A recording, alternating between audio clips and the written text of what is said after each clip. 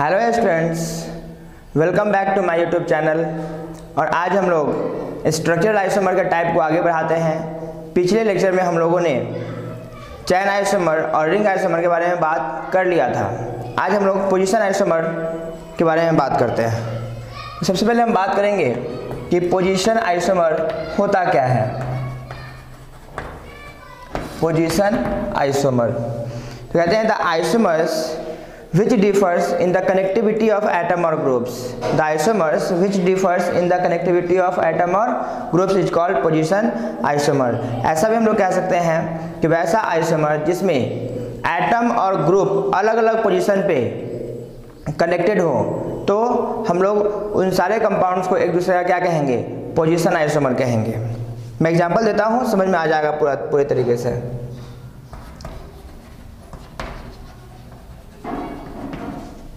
The isomers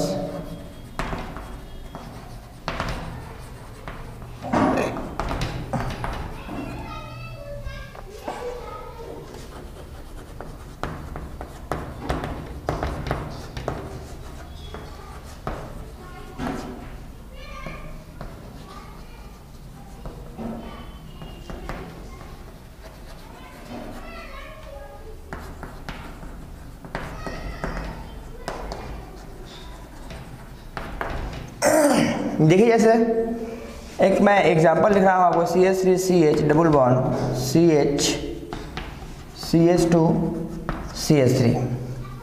एक हमारा 2 pentene मैंने एक एग्जांपल लिखा है। अभी देख रहे हैं क्या कि डबल बॉन्ड जो है हमारा 2 नंबर पोजीशन पे है। अब इसी डबल बॉन्ड को अगर हम 1 नंबर पोजीशन पे ले आए तो क्या कहेंगे कि डबल बॉन्ड का पोजीशन चेंज कर गया है। डबल बॉन्ड का पोजीशन चेंज कर गया है। तो इसको 1 मान ले और इसको 2 मान ले, तो हम लोग क्या कह सकते हैं कि 1 and 2 are the position isomers of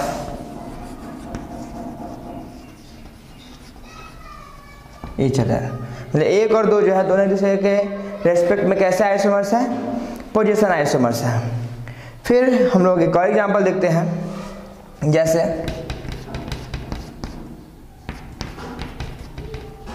और यहाँ एक CH3 मेटा पोजीशन पे CH3 है।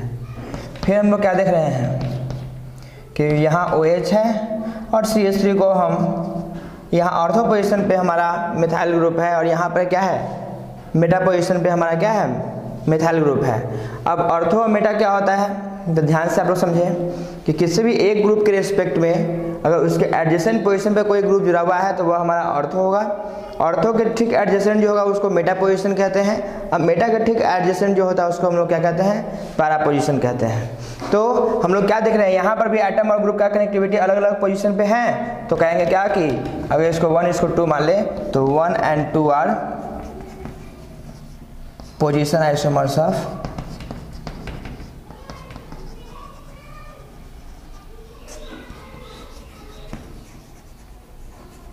Each other. 1 और 2 दोनों एक दूसरे के रिस्पेक्ट में कैसे आइसोमर्स होंगे, पोजीशन आइसोमर होंगे। तो होपफुली पोजीशन आइसोमर आप लोगों को समझ में आ गया होगा। अब हम लोग अपने अगले आइसोमर्स की ओर बढ़ते हैं, जिसका नाम है फंक्शनल आइसोमर। फंक्शनल आइसोमर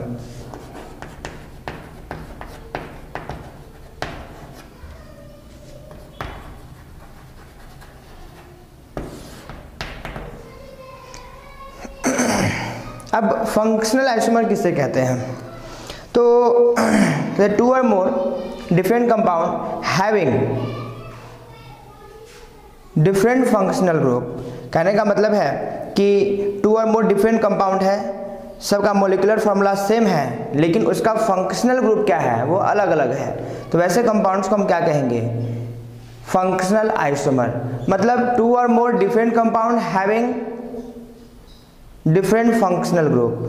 मतलब सीधा से कहने का मतलब ये है कि 2 अलग अलग कंपाउंड होगा जिनका मोलिकुलर फार्मूला सेम होगा, लेकिन वहाँ पर चेंज क्या करेगा, फंक्शनल ग्रुप। तो अगर फंक्शनल ग्रुप कोई चेंज करता है विथ सेम मोलिकुलर फार्मूला, तो हम कहते हैं कि वह दोनों एक दूसरे के रेस्पेक्ट में फंक्शनल आइसोमर होगा। तो हम लिख सकते हैं द आइसोमर्स टू और मोर डिफरेंट कंपाउंड, टू और more different compound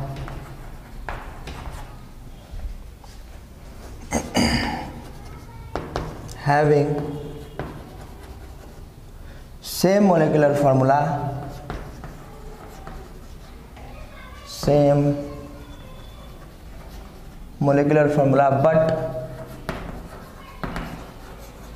but different their functional group is called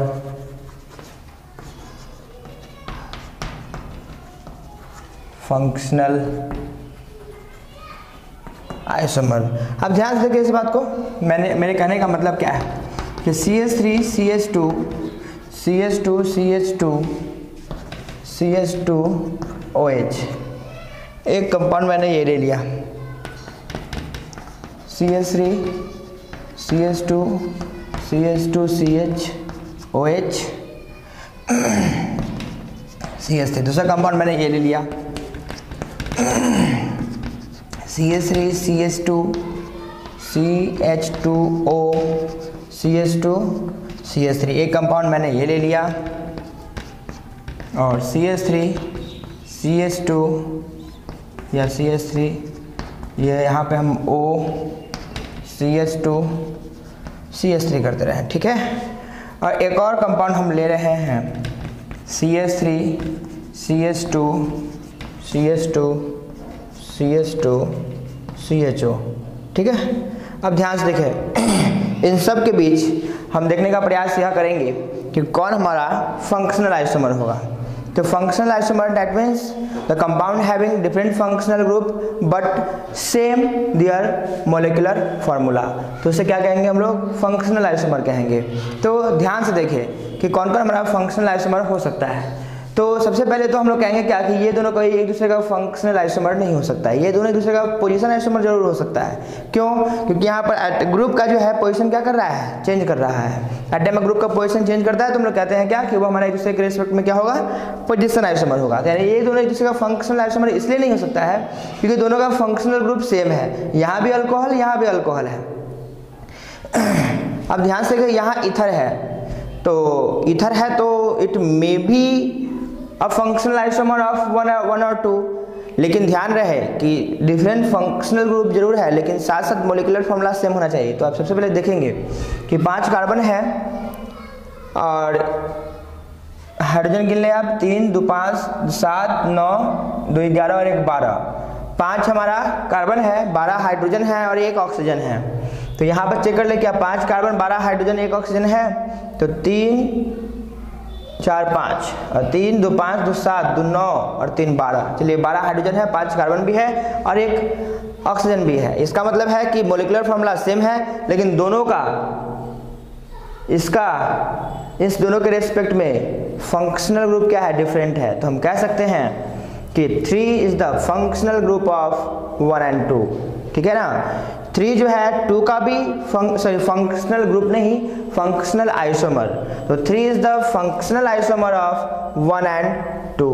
3 जो है 2 का भी फंक्शनल आइसोमर है और 1 का भी फंक्शनल आइसोमर है। तो फिर हम लोग इसके बारे में बात करें तो फिर से कार्बन हाइड्रोजन और ऑक्सीजन की संख्या सेम है, यानी कि मोलिकुलर फार्मूला सेम है। तो ये दोनों एक दूसरे का फंक्शनल आइसोमर नहीं हो सकता है क्योंकि ये भी ईथर है ये भी ईथर है। तो हम कह सकते हैं कि 3 and 4 are the functional isomer of 1 and 2।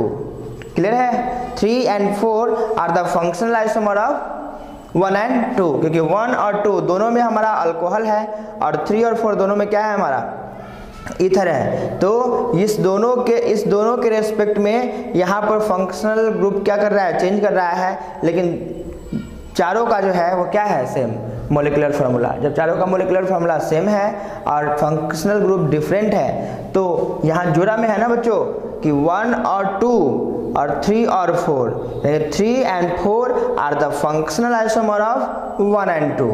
तो ऐसा लिख सकते हैं हम लोग।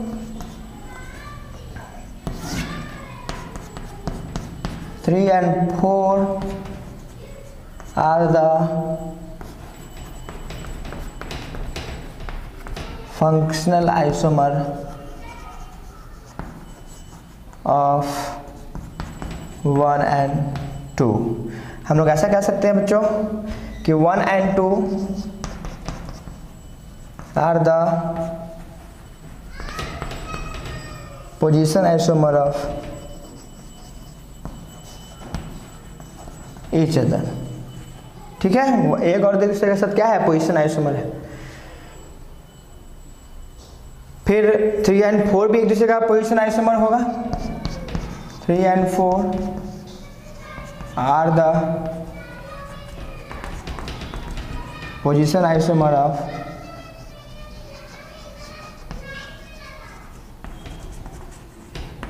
each other। अब आप लोग सोच रहे हैं कि 5वां नंबर के बारे में बात क्यों नहीं कर रहे हैं, तो आप चेक करें। सबसे पहले यहाँ फंक्शनल ग्रुप चेंज है, इसके रिस्पेक्ट में इसका भी फंक्शनल ग्रुप चेंज है, इसके रिस्पेक्ट में इसका भी फंक्शनल ग्रुप है, और इस दोनों के रिस्पेक्ट में इसका भी फंक्शनल ग्रुप सेम है। और इसमें भी 5 कार्बन है, सारे में 5 कार्बन है, लेकिन क्या हाइड्रोजन और ऑक्सीजन की संख्या सेम है? तो ऑक्सीजन की संख्या तो सेम हमें दिख रहा है, लेकिन मैटर है कि क्या हाइड्रोजन की संख्या सेम है? तो आप सबसे पहले काउंट कर ले, तो 3 5 7 9 और 1 10, मात्र 10 हाइड्रोजन है। बाकी सारे में आपको कितने हाइड्रोजन दिख रहे हैं? 12 हाइड्रोजन दिख रहे हैं। इसका मतलब है कि मोलिकुलर फार्मूला क्या है, सेम नहीं है। भले ही फंक्शनल ग्रुप जरूर अलग है, लेकिन मोलिकुलर फार्मूला सेम नहीं है, तो फिर एक दूसरे का आइसोमर कभी भी किसी भी हाल में नहीं हो सकता है। तो फिर 5th नंबर का इन सबों में किसी के साथ भी किसी प्रकार का कोई रिलेशनशिप नहीं है। अब हम लोग फंक्शनल आइसोमर के बारे में बात कर लिए हैं। अगर पार्टिकुलरली कोई गिवन मोलिकुलर फार्मूला हो और उससे कहे कि फंक्शनल आइसोमर ड्रॉ कीजिए, सिर्फ और सिर्फ फंक्शनल आइसोमर ड्रॉ करने के लिए आपको कहे, तो मैं एक टेबल आपको बता दे रहा हूँ, उससे आप इजीली फंक्शनल आइसोमर को ड्रॉ कर सकते हैं, और आप गिवन मोलिकुलर फार्मूला से ही अंदाज़ा लगा सकते हैं कि कौन कौन सा फंक्शनल आइसोमर हमारा पॉसिबल है। तो देखिए,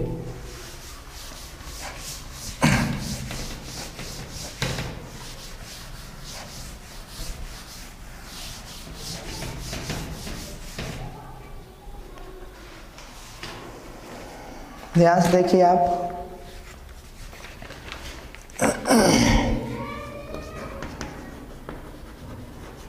हमारा फॉर्मूला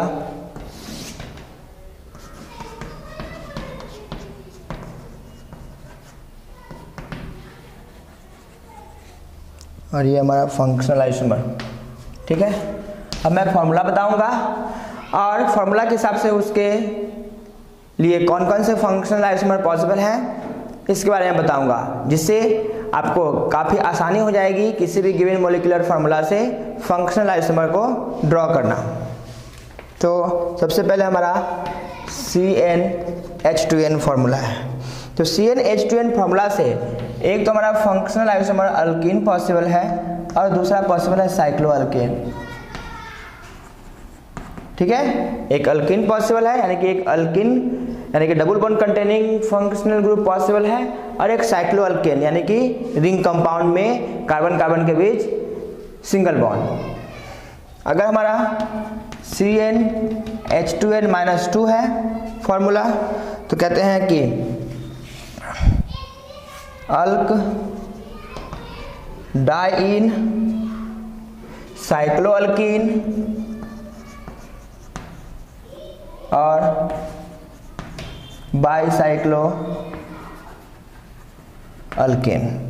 ये 3 प्रकार का हमारा फंक्शनल आइसोमर पॉसिबल है। अगर कोई भी गिवन मोलिकुलर फार्मूला है वो इस फार्मूला पे सेट हो रहा है कि CnH2n-2, तो उससे कौन कौन से फंक्शनल आइसोमर ड्रॉ किए जा सकते हैं? एक अल्क डाइन, मतलब कि जितना भी नंबर ऑफ कार्बन का पैरेंट चेन होगा उसमें डाइन का मतलब क्या है कि ENE रिप्रेजेंट करता है डबल बॉन्ड को, और डाई का मतलब 2, यानी कि उस चैन में कहीं भी किसी पोजीशन पे कम से कम 2 पाई बॉन्ड होंगे, 2 डबल बॉन्ड होंगे। तो अल्क डाइन साइक्लोअल्कीन, यानी कि अगर हम लोग साइक्लिक कंपाउंड बना रहे हैं तो उसमें कम से कम एक डबल बॉन्ड होना चाहिए। और अगर बाइसाइक्लो कंपाउंड बना रहे हैं तो उसमें किसी प्रकार का कोई डबल बॉन्ड नहीं होगा, सिर्फ और सिर्फ सिंगल बॉन्ड होगा, तो बाइसाइक्लो अल्केन। तो गिवन मोलिकुलर फॉर्मूला से अल्क डाइन साइक्लो अल्कीन और बाइसाइक्लिक कंपाउंड पॉसिबल है। फिर हमारा है CnH2n + 2 × O, CnH2n + 2 × O। तो बच्चों इस फॉर्मूला से अल्कोहल और ईथर, फिर CnH2n × O, अगर CnH2n × O है तो इस मोलिकुलर फार्मूला से हमारा एल्डिहाइड पॉसिबल है, कीटोन पॉसिबल है, फिर ऑक्सीरेन। तो हो सकता है कि आपको ये नाम नया सा लगे, तो मैं बता दूं कि ऑक्सीरेन को इपॉक्सी कहा जाता है, ठीक है। फिर अगला हमारा मोलिकुलर फार्मूला है CnH2nO2, ठीक है। तो इससे कौन कौन से फंक्शनल आइसोमर हमारे पॉसिबल है वो देख लेते हैं हम लोग। सबसे पहले तो कार्बोक्सिलिक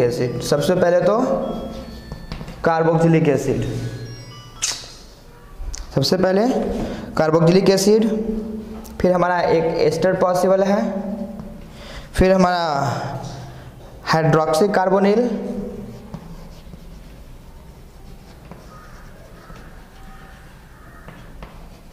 हाइड्रोक्सी कार्बोनिल का मतलब क्या हो गया कि कीटोनिक फंक्शनल ग्रुप के साथ OH ग्रुप किसी भी एक कार्बन पे हो,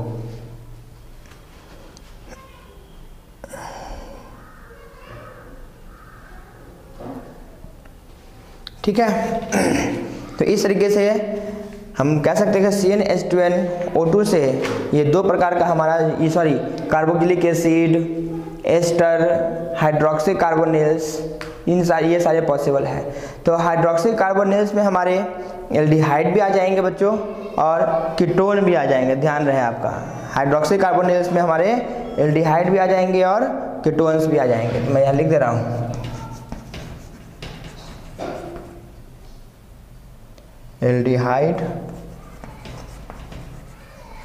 कीटोन। कहने का मतलब क्या है कि एल्डिहाइडिक फंक्शनल ग्रुप के साथ एक हाइड्रोक्सी ग्रुप या कीटोनिक फंक्शनल ग्रुप के साथ एक हाइड्रोक्सी ग्रुप। हाइड्रोक्सी ग्रुप का मतलब क्या, OH ग्रुप, तो भी हमारा ये फार्मूला सेट कर जाएगा, ठीक है।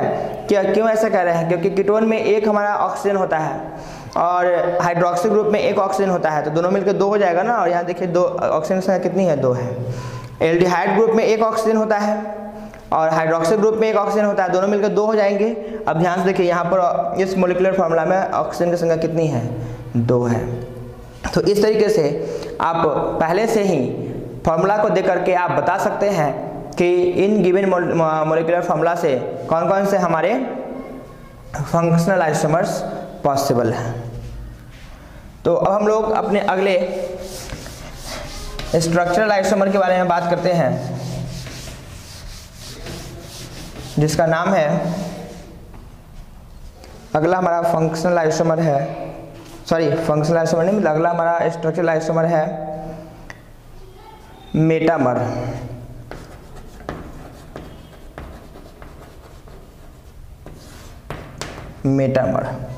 अब देखिए मेटामर क्या है।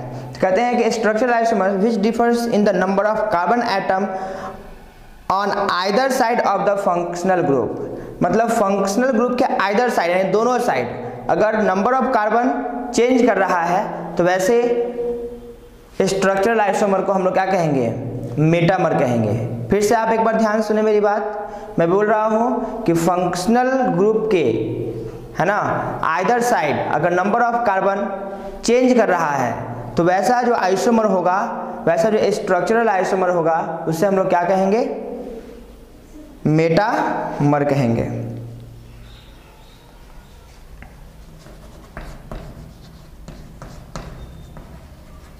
Structural isomers which differs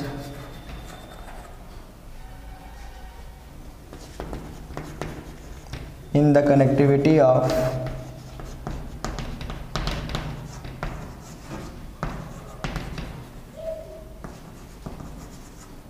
either side of the functional group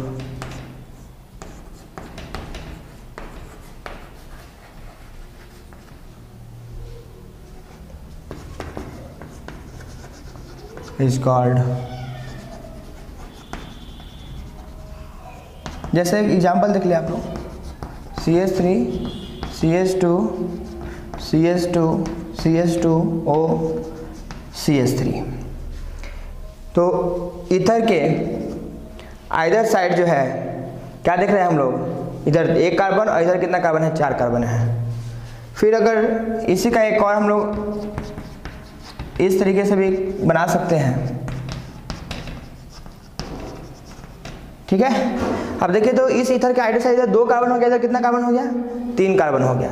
तो यहाँ पर क्या देख रहे हैं हम लोग, फंक्शनल ग्रुप के either side number of carbon change कर रहा है ना, तो 1 and 2 आर क्या हो जाएगा, 1 and 2 आर द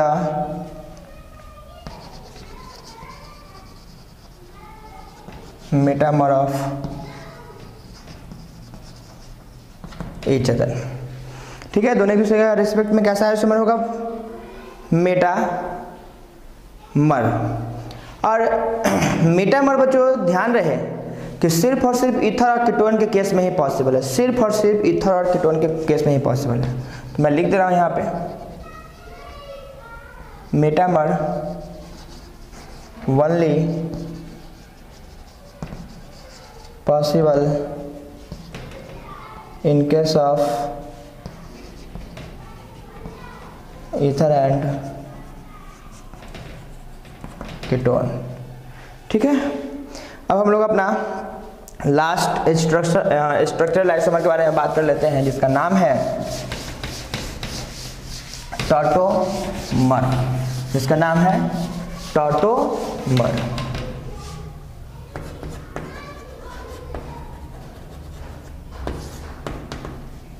टॉटोमर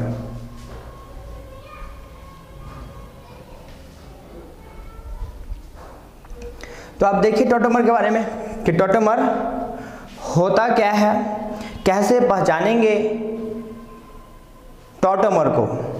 तो टॉटोमर का डेफिनेशन है कि structural isomer which differ in placement of pi bond as well as hydrogen atom is called tautomer.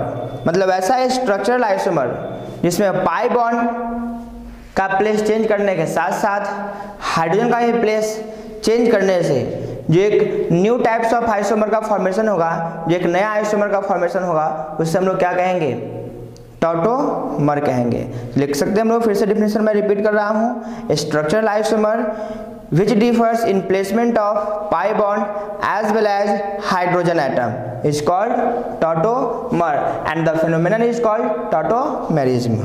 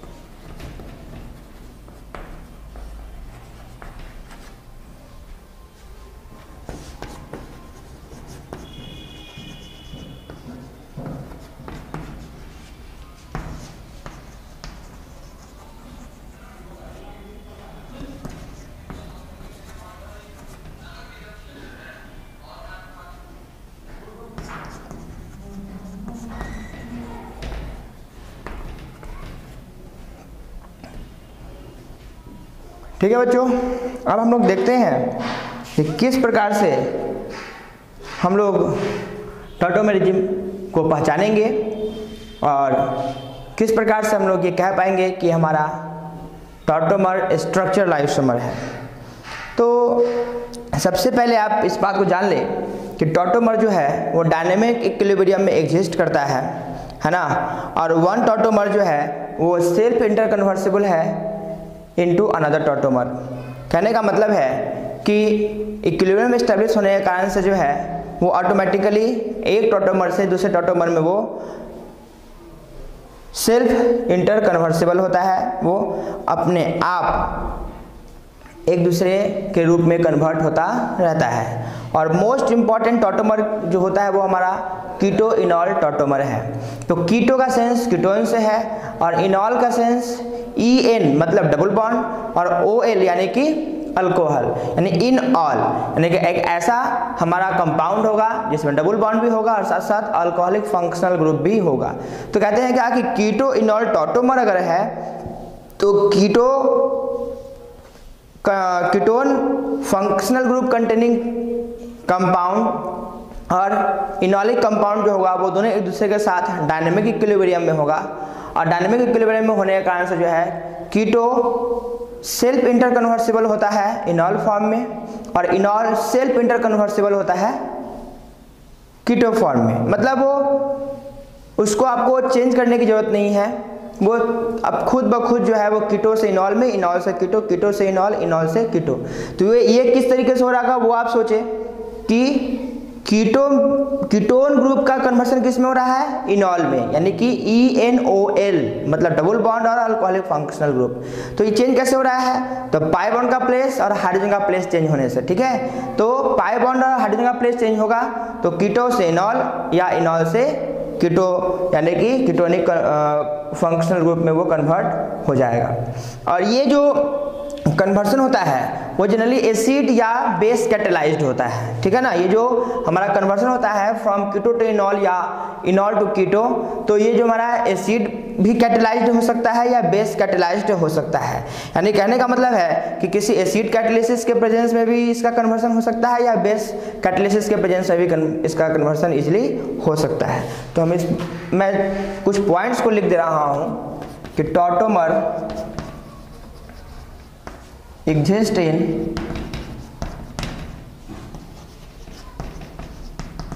dynamic equilibrium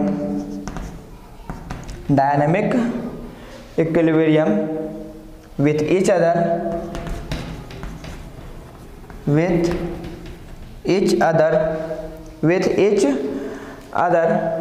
that is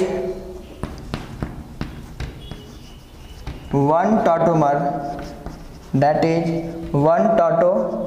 is self interconversible into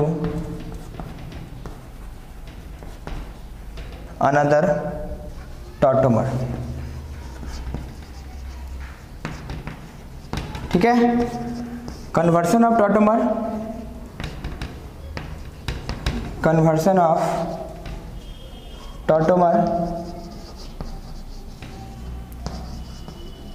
may be acid or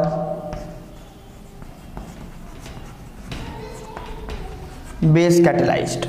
तो acid catalysed भी हो सकता है हमारा tautomer का conversion जो है, या बेस कैटेलाइज्ड भी हो सकता है। तो अब हम लोग बात करते हैं कि कंडीशन क्या है, कंडीशन फॉर टॉटोमेरिज्म। टॉटोमेरिज्म का कंडीशन क्या है, कैसे कब हम लोग किसी कंपाउंड को देखें और समझ आए कि हाँ निश्चित रूप से इसका टॉटोमर पॉसिबल है, इसका एक अनदर आइसोमर पॉसिबल है with the change in place of the pi bond and hydrogen atom. तो कहते हैं there must be at least one alpha hydrogen atom present at the carbon adjacent to ketone. मैं देखिए मैं condition को लिख रहा हूं, there must be at least one alpha hydrogen, there must be at least one alpha hydrogen atom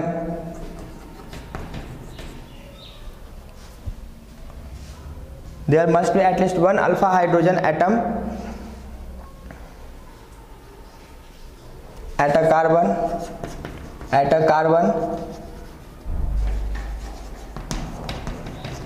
adjacent to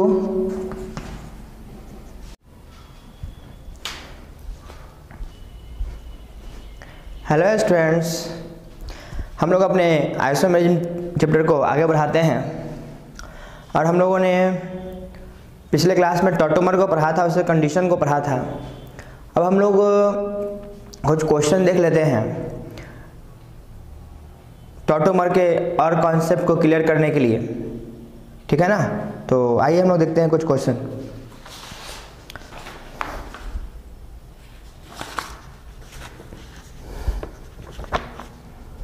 जैसे CH3 COOH, मैं पहले कुछ क्वेश्चन लिख दे रहा हूँ, मैं फिर बताऊंगा कि हाँ किससे टॉटोमर पॉसिबल है और किससे नहीं है।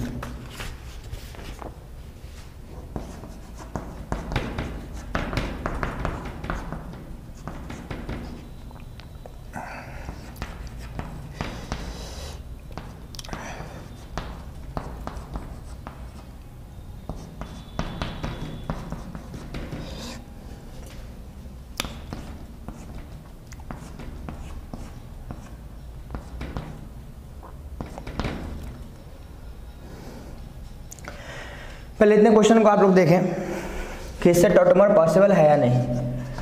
यहाँ कहीं भी ऐसा साइन लिखा हो तो समझ जाना है कि वहाँ टॉटोमेरिज्म को, वो ये जो साइन है वो टॉटोमेरिज्म को शो कर रहा है, ठीक है। तो देखिए आप ध्यान से, ये हमारा C+O, इसके एडजेसेंट अल्फा कार्बन है हमारा, और अल्फा कार्बन से जो भी हाइड्रोजन्स होंगे उसको क्या कहेंगे हम लोग, अल्फा हाइड्रोजन्स कहेंगे। तो क्या करना है, replacement of pi bond and hydrogen atom, इस दोनों को अपने अपने जगह से रिप्लेस करने से हमारा क्या मिल जाएगा, एक दूसरा पार्ट मिलेगा कीटो फॉर्म का, जिसको हम लोग क्या कहते हैं, इनॉल फॉर्म कहते हैं। तो क्या हो जाएगा, ध्यान से देखिए आप, यहाँ का हाइड्रोजन यहाँ से हटेगा, ये पाई बॉन्ड को यहाँ रिप्लेस करेंगे, यहाँ से हाइड्रोजन हट करके ये ऑक्सीजन के पास जाएगा।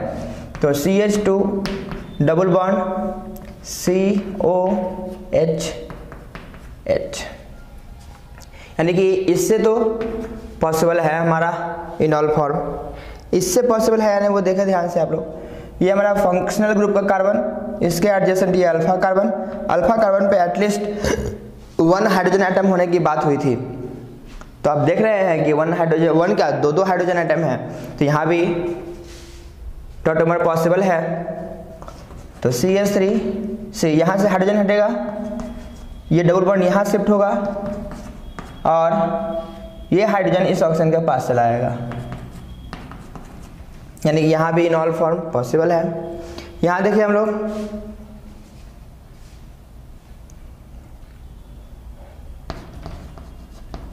ये क्वेश्चन है हमारा। तो ये हमारा फंक्शनल ग्रुप का कार्बन, उसके एडजेसेंट यहाँ कार्बन एटलीस्ट 1 अल्फा हाइड्रोजन होना चाहिए, है भी, तो यहाँ भी पॉसिबल है। डबल बॉन्ड COH, ठीक है, ये भी पॉसिबल है। यहाँ पॉसिबल है या नहीं आप ध्यान से देखें, फंक्शनल ग्रुप का कार्बन, उसके adjacent alpha carbon, alpha carbon पर क्या कोई हाइड्रोजन है, नहीं है, तो यहाँ से इनॉल फॉर्म पॉसिबल नहीं है।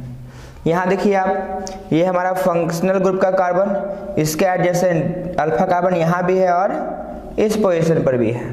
तो क्या अल्फा का इस दोनों में से किसी भी अल्फा कार्बन पे हाइड्रोजन है, तो हम पाएंगे कि क्या, कि इस अल्फा कार्बन के पास भी 2 हाइड्रोजन है, इस अल्फा कार्बन के पास भी 2 हाइड्रोजन है। नहीं, दोनों अल्फा कार्बन के पास 2 हाइड्रोजन होने का क्या मतलब है कि दोनों हाइड्रोजन रिप्लेसेबल है, और हाइड्रोजन को रिप्लेस करके और पाई बॉन्ड को रिप्लेस करके आप एक नया टॉटोमर का फॉर्मेशन कर सकते हैं। तो यहाँ पर का हाइड्रोजन आप क्या कर दीजिए, रिप्लेस कर दीजिए, तो पाई बॉन्ड आएगा इस पोजीशन पे और यहाँ का हाइड्रोजन जाएगा ऑक्सीजन पे।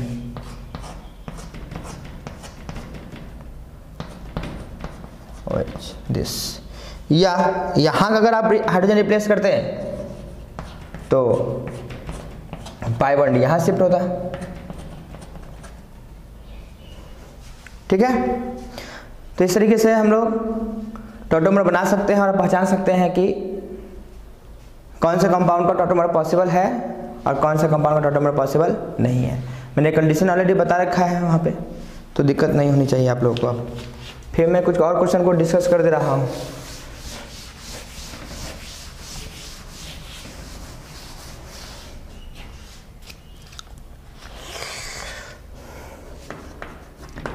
CS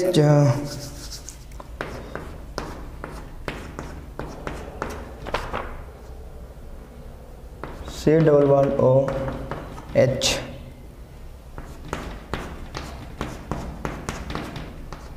C double bond O CS3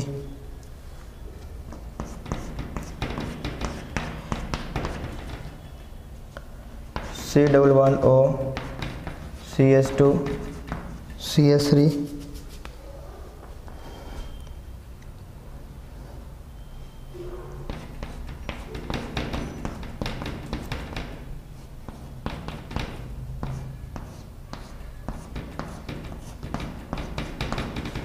this.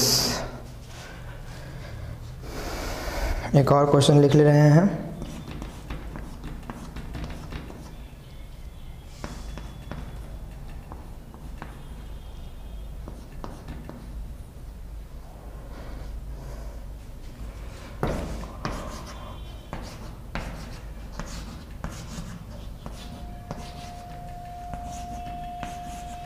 अब ध्यान से देखिए आप लोग कि किसका किसका टॉटोमर पॉसिबल है और किसका किसका नहीं है।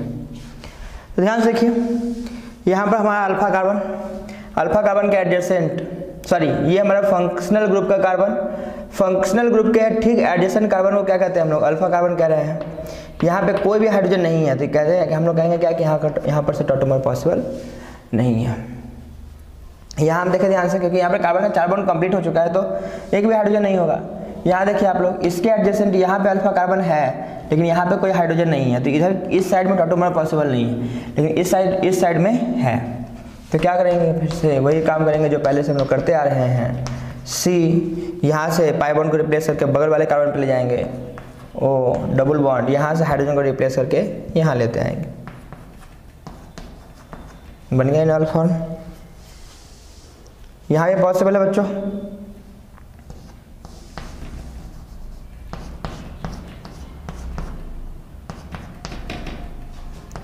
C double bond O CH2, देखिए ध्यान से आप, यहाँ OH आ जाएगा, यहाँ डबल बॉन्ड CH और क्या आ जाएगा CH3। इसका पॉसिबल है या नहीं, तो बिल्कुल नहीं।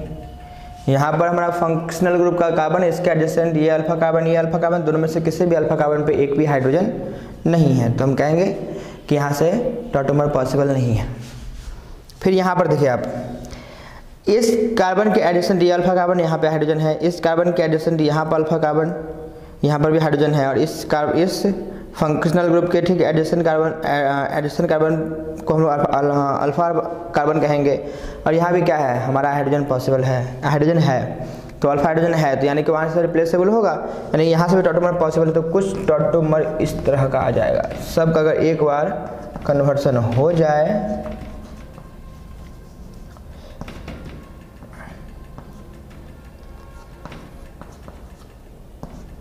कुछ इस तरह का कंपाउंड बन जाएगा।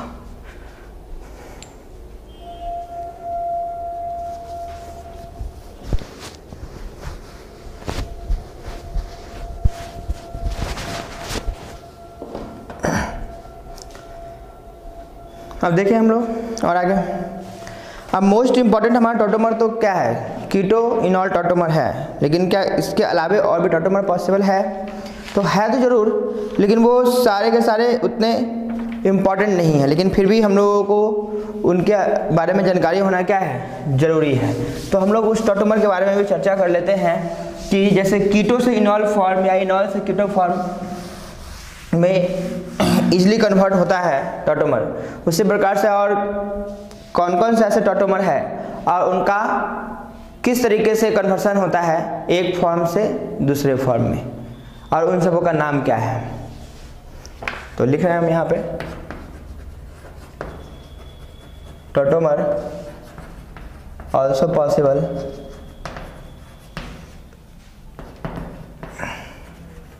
In case of following, tautomer also possible in case of following. पहला,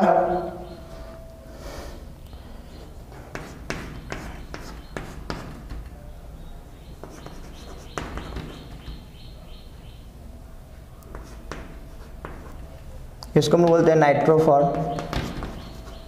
तो नाइट्रो से एसी नाइट्रो, नाइट्रो से एसी नाइट्रो, प्रोसेस वही है, बस फंक्शनल ग्रुप चेंज हो रहा है और कुछ दूसरी बातें नहीं है।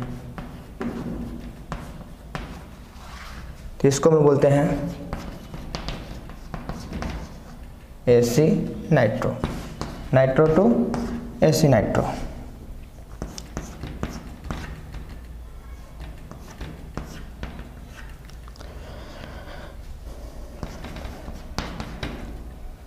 एक हमारा नाइट्रोसो फॉर्म, इसको हम लोग बोलते हैं nitroso to oximino, to ऑक्सीमिनो।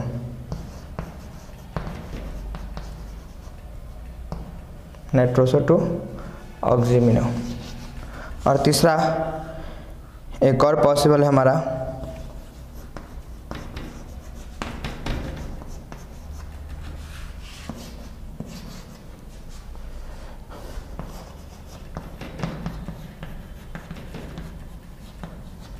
Tautomer बनाने का प्रोसेस वही है, बस फंक्शनल ग्रुप का प्रॉपर्टी चेंज होने के कारण से जो है नाम चेंज हो रहा है। तो आइमिनो टू इनामिनो।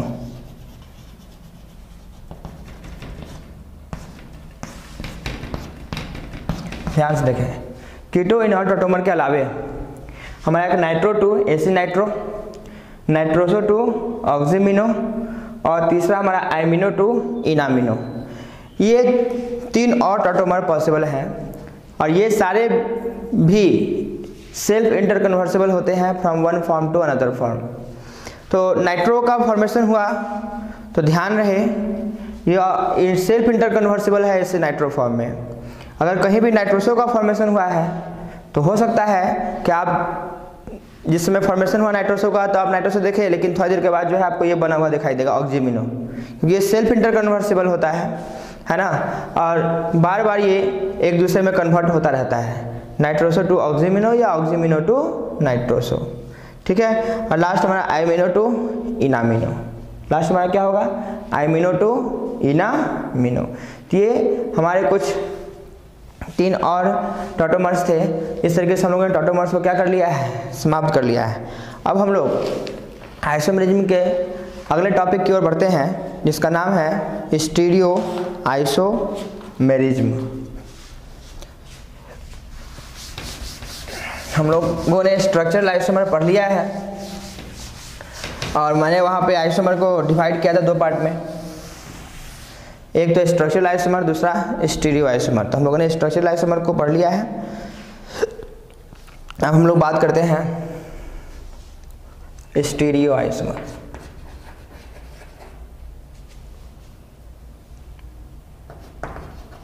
यहाँ स्टीरियो आइसोमेरिज्म। सबसे पहले हम लोग बात करते हैं कि स्टीरियो आइसोमेरिज्म होता क्या है। कहते हैं isomer which have same connectivity of atom but differ in spatial arrangement of atom. कहते हैं कि वैसा आइसोमर जिसका कहा जाता है कि कनेक्टिविटी ऑफ एटम एक जैसा ही है, मतलब सारा एटम का कनेक्टिविटी तो ठीक है लेकिन उसका स्पेशल अरेंजमेंट अलग होगा। उसका स्पेस में जब अरेंजमेंट देखेंगे तो वो कुछ अलग उसका स्ट्रक्चर बनकर आपको दिखाई देगा। तो वैसे आइसोमर्स को हम लोग क्या कहते हैं, स्टीरियो आइसोमर्स। फिर से मैं डिफिनेशन को रिपीट कर रहा हूँ कि the isomers which have same connectivity of atoms but different spatial arrangement और but differ in spatial arrangement is called stereo isomer and the phenomenon is called stereo isomerism. देखते हैं हम लोग the isomers which have same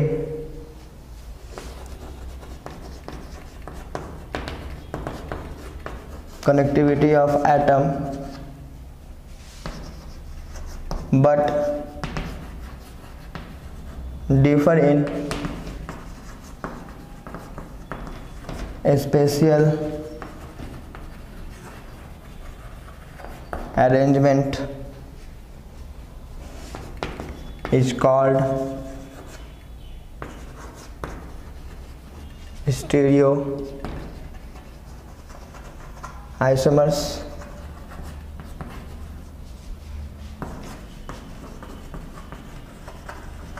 and the phenomenon is called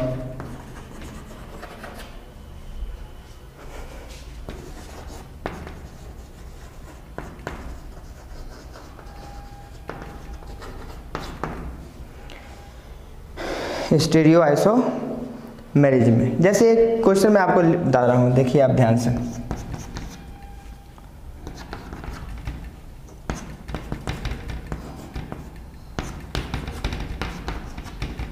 आप ये question देख रहे हैं। अब कनेक्टिविटी ऑफ एटम तो ठीक है, सेम ही होगा। जैसे यहाँ इस कार्बन पे क्लोरीन है, इस कार्बन पे एक क्लोरीन है, तो दोनों कार्बन पे हम क्लोरीन वैसे ही देंगे, लेकिन उसका स्पेशियल अरेंजमेंट हम चेंज कर देंगे। मतलब जब आप उसको स्पेस में देखेंगे तो उसका जो है आपको एक अलग स्ट्रक्चर बनकर तैयार होगा और उसका एक अलग नेमिंग होता है। जैसे ये जो हम लोग देख रहे हैं, इसका एक और स्पेशल अरेंजमेंट हो सकता है, वो कुछ इस तरीके से Cl Cl H H। अब ध्यान से देखें, ये अभी हम देख रहे हैं क्या कि यहाँ क्लोरीन जो है दोनों एंटी पोजीशंस पे हैं, ये दोनों एक दूसरे के एंटी पोजीशंस पे हैं। लेकिन अभी यहाँ क्या देख रहे हैं हम लोग, ये दोनों एक ही साइड में है। ठीक है, ये दोनों एक ही साइड में है। यहाँ दोनों हाइड्रोजन सेम साइड में है और यहाँ जो है देख रहे हैं क्या कि हाइड्रोजन क्या है, एंटी साइड में है। तो कहते हैं क्या कि अगर कोई भी एटम, सेम एटॉमिक ग्रुप अगर सेम साइड में हो तो उसको सीस फॉर्म कहते हैं, और अगर वो अपोजिट साइड है तो उसको हम लोग बोलते हैं ट्रांसफॉर्म कहते हैं। अब सीधी सी बात है, स्पेशल अरेंजमेंट अलग हो गया तो स्ट्रक्चर अलग हो गया, स्ट्रक्चर अलग हो गया तो उसका नाम क्या हो गया, अलग हो गया। तो नाम अलग हो गया तो हम कह सकते हैं कि यह दोनों एक दूसरे का क्या होगा, आइसोमर होगा। तो ये नाम दोनों का सेम होगा, ध्यान से देख लीजिए आप, नाम दोनों का सेम होगा, लेकिन नाम लिखने से पहले एक के आगे सीस लगेगा, दूसरा के आगे ट्रांस लगेगा। जैसे ही एक के आगे सीस और दूसरे के आगे ट्रांस लगा तो हम कह सकते हैं कि उसका नाम भी क्या हो गया, चेंज हो गया। लेकिन IUPAC नेम सेम है, लेकिन अरेंजमेंट के व्यू से उसका नाम क्या हो गया है, थोड़ा सा चेंज हो गया है। जैसे अगर इसका नाम लिखना पड़ेगा हमको तो क्या लिखेंगे, सीस। ठीक है, सीस 1,2 डाइक्लोरो इथीन, और इसका नाम लिखना होगा तो क्या लिखेंगे, ट्रांस 1,2 डाइक्लोरो इथीन। देख रहे हैं आप लोग किस तरीके से स्पेशल अरेंजमेंट चेंज होने से नाम भी क्या हो गया, अलग हो गया। अब IUPAC नेम अलग है, सॉरी सेम है, लेकिन सीस ट्रांस के व्यू से दोनों का नेम क्या हो गया है, थोड़ा सा चेंज हो गया है। तो ये दोनों जो होंगे एक दूसरे के क्या होंगे, आइसोमर्स होंगे। ये दोनों एक दूसरे के कैसे क्या होंगे, आइसोमर्स होंगे। तो इस तरीके से हम कहते हैं क्या कि हमारा स्टीरियो आइसोमर जो है, हमारा स्टीरियो आइसोमर्स जो है वो 2 प्रकार का होता है। स्टीरियो आइसोमर्स कितने प्रकार के होंगे, 2 प्रकार के। इसको हम लोग क्लासिफाइड कर लेते हैं स्टीरियो आइसोमर्स को। तो ये कितने प्रकार के होंगे, 2 प्रकार के। एक कन्फिगरेशनल आइसोमर,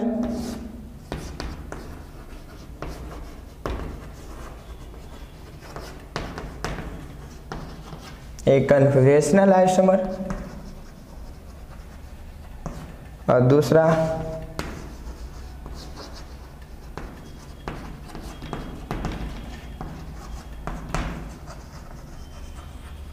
कन्फॉर्मेशनल आइसोमर। एक कन्फिगरेशनल आइसोमर और दूसरा क्या हो जाएगा हमारा, कन्फॉर्मेशनल आइसोमर। तो अब हम लोग बारी बारी से इन सबों को डिफाइन करेंगे और इन सबों के बारे में जानेंगे कि कन्फिगरेशनल आइसोमर और कन्फॉर्मेशनल आइसोमर होता क्या है। तो सबसे पहले हम लोग कन्फिगरेशनल आइसोमर के बारे में बात करते हैं कि कन्फिगरेशनल आइसोमर क्या होता है।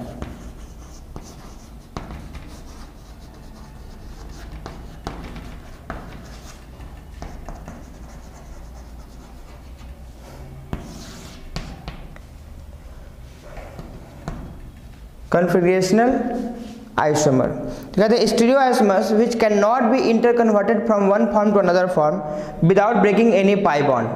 अगर ऐसा कोई भी स्टीरियो आइसोमर्स है जिसको एक फॉर्म से दूसरे फॉर्म में बिना पाई बॉन्ड के ब्रेक किए कन्वर्ट नहीं किया जा सकता है, तो उसे हम लोग कन्फिगरेशनल आइसोमर कहते हैं। The stereo isomer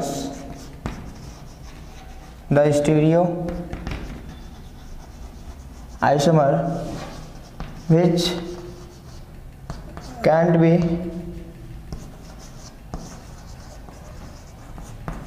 converted from one form to another form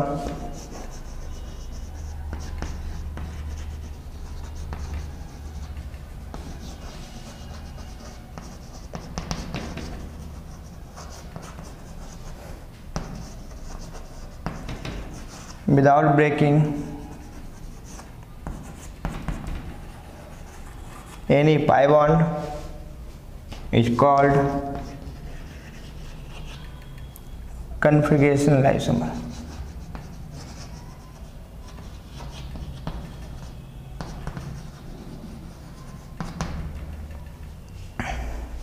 इसका मतलब क्या, आप ध्यान से देखिए। मैंने जस्ट थोड़ी देर पहले इस क्वेश्चन को, ऐसे क्वेश्चंस को मैंने लिखा था और इसको मैंने स्टीरियो आइसोमर्स का नाम दिया था। तो बिल्कुल ये हमारा स्टीरियो आइसोमर है। अब ध्यान से देखें, यहाँ same atom group same side और एक जगह अपोजिट साइड।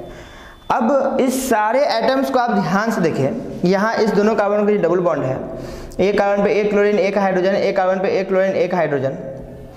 अगर इसको इस फॉर्म में कन्वर्ट करना है, बड़ा ध्यान से समझिए इस बात को, इसको इस फॉर्म में कन्वर्ट करना है तो क्या करना पड़ेगा, एक कार्बन को स्थिर रखना पड़ेगा और इस कार्बन को घुमा देना पड़ेगा। क्या, इस कार्बन को, किसी एक कार्बन को स्थिर रख करके दूसरे कार्बन को घुमा देना पड़ेगा, तो एंटी पोजीशन पे आ जाएंगे सारे। अब यहाँ पे हम क्या देख रहे हैं कि यहाँ क्लोरीन हाइड्रोजन सेम साइड तो है, यहाँ देख रहे हैं एक ही कार्बन पे क्लोरीन ऊपर में, हाइड्रोजन यहाँ पे है, यानी कि ये तो ठीक है। इसको घुमा देंगे तो शायद हमारा ये एंटी फॉर्म आ जाएगा। तो देखिए ध्यान से, आप इस कार्बन को ऐसे नहीं छोड़ दीजिए, इसको घुमा दीजिए, इसको इस तरीके से घुमा दीजिए, तो यहाँ क्लोरीन नीचे आ जाएगा, हाइड्रोजन ऊपर आ जाएगा। लेकिन अब मैं आपसे ये पूछना चाहूँगा कि क्या इसको घुमाना इतना आसान है? तो बिल्कुल भी नहीं। अब ध्यान से इस बात को समझें कि इसको जब घुमाया गया तो यहाँ तो कार्बन कार्बन डबल बॉन्ड के साथ क्या है, अटैच है, जुड़ा हुआ है कुछ इस तरीके से। ये मेरा एक हथेली एक कार्बन और दूसरा हथेली दूसरा कार्बन, ठीक है ना, कुछ इस तरीके से। और ये कार्बन जो होगा वो कुछ इस तरीके से क्या होगा, जुड़ा हुआ होगा डबल बॉन्ड के साथ, यानी कंफ्यूजन। अब एक कार्बन को, यानी कि एक अपने हथेली को स्थिर करके दूसरा हथेली पर घुमाते हैं। देखिए ध्यान से, आप इसको मैं स्थिर कर दे रहा हूँ और इसको घुमा रहा हूँ, तो आप देख रहे होंगे कि बॉन्ड भी क्या हो रहा है, डिस्ट्रैक्ट हो रहा है। अब जब पूरा घूमेगा तो होपफुली ये एक बॉन्ड जो है ब्रेक हो जाएगा।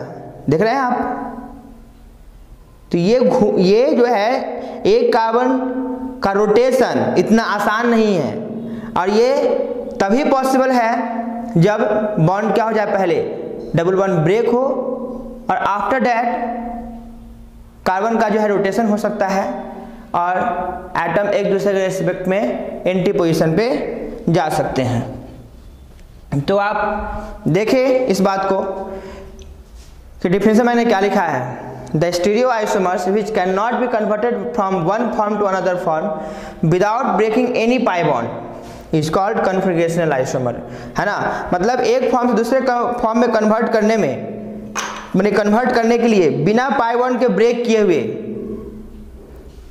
अगर कोई भी ऐसा आइसोमर है जिसको एक फॉर्म से दूसरे फॉर्म में कन्वर्ट करने के लिए पाई बॉन्ड को ब्रेक करना पड़े, या बिना पाई बॉन्ड के ब्रेक किए हुए एक फॉर्म से दूसरे फॉर्म में कन्वर्ट ना हो पाए, तो वैसे आइसोमर्स को हम लोग क्या कहते हैं, कन्फिगरेशनल आइसोमर। क्या बोलते हैं, कन्फिगरेशनल आइसोमर, कन्फिगरेशनल आइसोमर, ठीक है। तो इस तरीके से हम लोग समझ सकते हैं कन्फिगरेशनल आइसोमर को। अब कन्फिगरेशनल आइसोमर के बारे में और बात करें तो अब हम लोग इसको क्लासिफाइड करते हैं, इसको इसके बारे में देखने का प्रयास करते हैं कि कॉन्फ़िगरेशनल आइसोमर कितने टाइप्स का होता है। तो कॉन्फ़िगरेशनल आइसोमर भी 2 टाइप्स का होता है, एक ज्योमेट्रिकल और दूसरा ऑप्टिकल। एक ज्योमेट्रिकल आइसोमर और दूसरा ऑप्टिकल आइसोमर।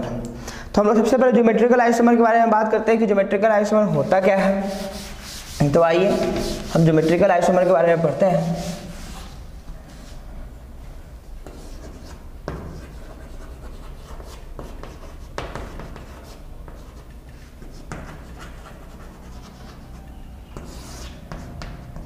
Geometrical isomer. अब हम लोग बात करते हैं कि ज्योमेट्रिकल आइसोमर कहते हैं किसको है। तो कहते हैं कि stereo isomers which develops due to restricted rotation of double bond, है ना, due to restricted rotation around a double bond are called geometrical isomer. मतलब वैसा स्टीरियो आइसोमर जो कि डबल बॉन्ड के अलॉन्ग रिस्ट्रिक्टेड रोटेशन से जो है फॉर्म हो। रिस्ट्रिक्टेड रोटेशन का कहने का मतलब है कि उस रोटेशन को वो रोकने का प्रयास कर रहा है।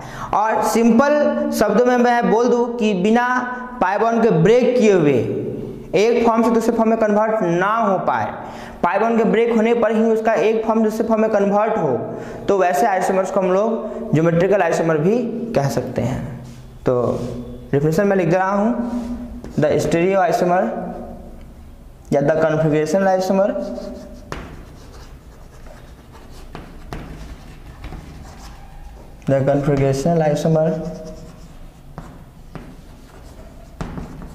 which develop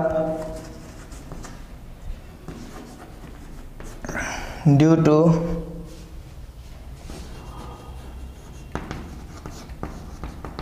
a restricted rotation around a double bond is called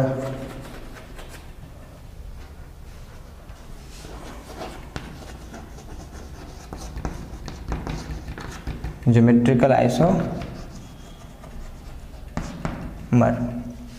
ठीक है, अब हम लोग बात करते हैं कि ज्योमेट्रिकल आइसोमर किस किस केस में पॉसिबल है। तो कहते हैं कि geometrical isomer possible in case of carbon carbon double bond, carbon nitrogen double bond और nitrogen nitrogen double bond.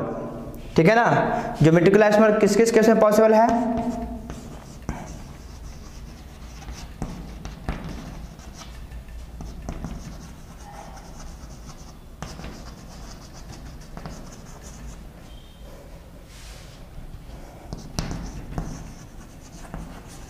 In case of carbon carbon double bond, carbon nitrogen double bond and nitrogen nitrogen double bond, इन सारे case में geometrical isomer possible है। इसके अलावा और कोई भी केस में ज्योमेट्रिकल आइसोमर पॉसिबल नहीं है। तो हम बात करते हैं condition for geometrical isomer. Condition for geometrical isomer,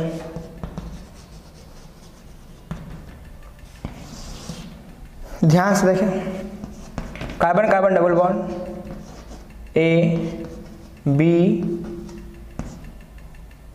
M और एन, ये 4 एटम को हम लोगों ने अलग अलग कार्बन पे मान लिया है। एक कार्बन पे 2 एटम, दूसरे कार्बन पे 2 एटम, एक कार्बन पे ए और बी को माना है, दूसरे कार्बन पर एम और एन को माना है।